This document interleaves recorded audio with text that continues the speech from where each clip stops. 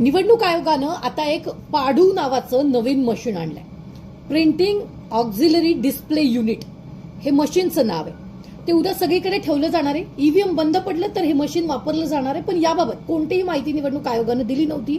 ईव्हीएमला नवं मशीन जोडण्यासंबंधी आधी का माहिती दिली नाही असा सवाल राज ठाकरे सहित विरोधकांनी उपस्थित केलेला आहे. आता हे पाडू मशीन नेमकं काय आहे? पाडू मशीन म्हणजे प्रिंटिंग ऑक्झिलरी डिस्प्ले युनिट आहे. पाडू मशीन हे ईव्हीएम साठी एक बॅकअप डिस्प्ले म्हणून काम करतं. हे मशीन बॅलेट युनिट आणि कंट्रोल युनिटला जोडलं जाणार आहे. तर मतदानादरम्यान किंवा मतमोजणीच्या वेळी मुख्य कंट्रोल युनिटचा डिस्प्ले अचानक बंद पडला किंवा तांत्रिक बिघाडामुळे अस्पष्ट झाला तर पाडू मशीनवर ती आकडेवारी स्पष्टपणे पाहता येणार आहे. हे एक सहाय्यक उपकरण आहे. राज्य निवडणूक आयोगाच्या आदेशानंतर मुंबई महापालिकेला जवळपास 140 पाडू मशीन प्राप्त झाल्या. पाडू मशीन हे मुंबईत कुठेही सरसकट वापरलं जाणार नाहीये.